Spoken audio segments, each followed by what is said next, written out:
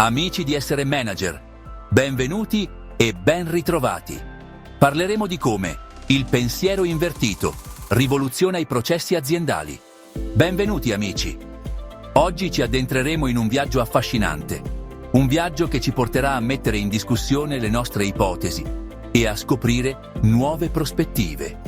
Parleremo di come rivoluzionare i processi aziendali attraverso una tecnica potente e spesso trascurata, il pensiero invertito. Immaginate di poter identificare le inefficienze e i colli di bottiglia nei vostri processi aziendali semplicemente guardandoli da una prospettiva diversa. Il pensiero invertito ci permette di fare proprio questo. Invece di chiederci come migliorare un processo, ci spingiamo a chiederci: come potremmo peggiorarlo? Sembra controintuitivo, vero? Eppure, questa semplice inversione di prospettiva può rivelarsi un'arma segreta per sbloccare nuove soluzioni e raggiungere livelli di efficienza senza precedenti. Siete pronti a iniziare? Allora tuffiamoci nel cuore del pensiero invertito. Prima di poter rivoluzionare un processo, dobbiamo comprenderlo a fondo. In questa fase, l'obiettivo è mappare il processo attuale in ogni suo dettaglio. Immaginate di dover spiegare il processo a qualcuno che non ne sa assolutamente nulla. Quali sono le fasi principali? Quali sono le interazioni tra i diversi attori coinvolti? Quali sono gli strumenti e le risorse utilizzate in ogni fase? Disegnate un diagramma di flusso? Create una lista dettagliata? O utilizzate qualsiasi strumento vi aiuti a visualizzare il processo in modo chiaro e completo? Ricordate, la chiarezza è fondamentale. Più accurata sarà la vostra mappa del processo attuale, più efficace sarà l'applicazione del pensiero invertito. Ora che abbiamo una visione chiara del processo attuale, è il momento di capovolgere la nostra prospettiva.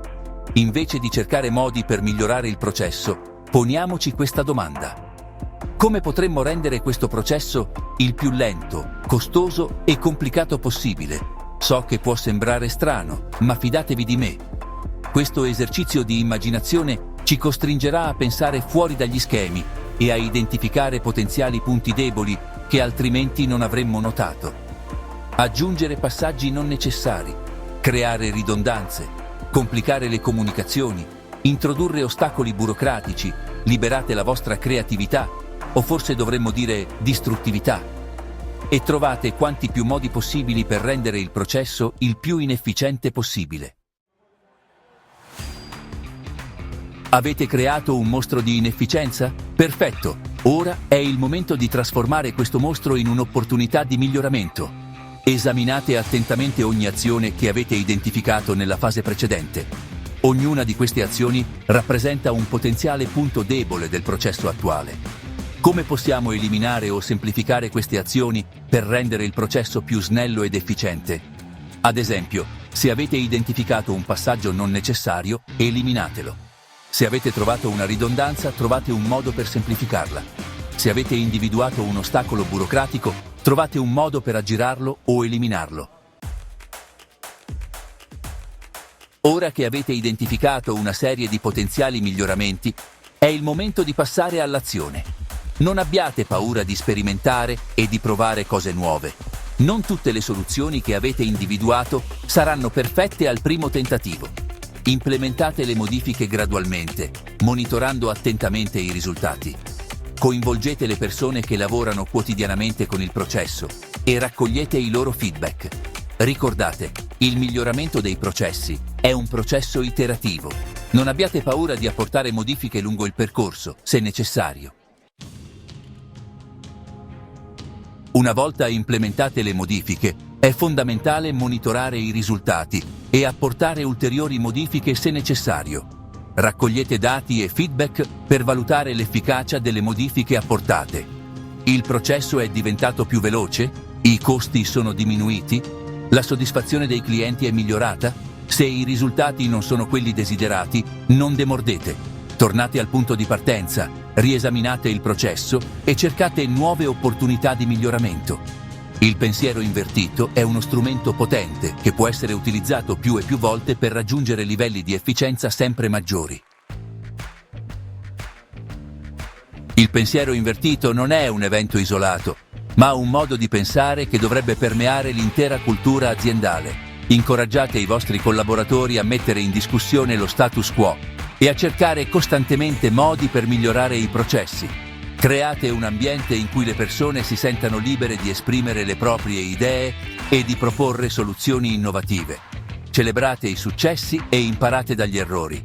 Ricordate, il miglioramento continuo è un viaggio, non una destinazione. Amici, abbiamo esplorato insieme il potere del pensiero invertito e come può aiutarci a rivoluzionare i processi aziendali.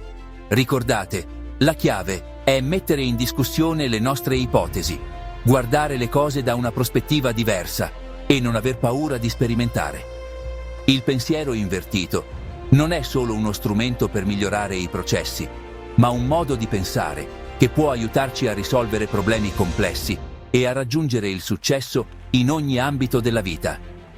Mettete in pratica questa tecnica, condividetela con i vostri colleghi e scoprite il suo incredibile potenziale.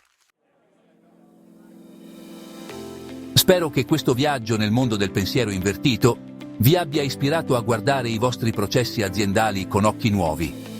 Ricordate, la chiave per sbloccare l'efficienza e l'innovazione è spesso nascosta nelle domande che non ci poniamo.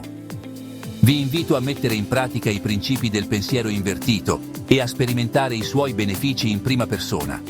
Non abbiate paura di capovolgere le vostre prospettive e di cercare soluzioni non convenzionali.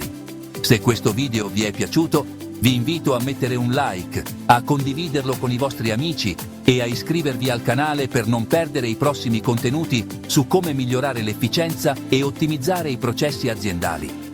Grazie per l'attenzione e alla prossima!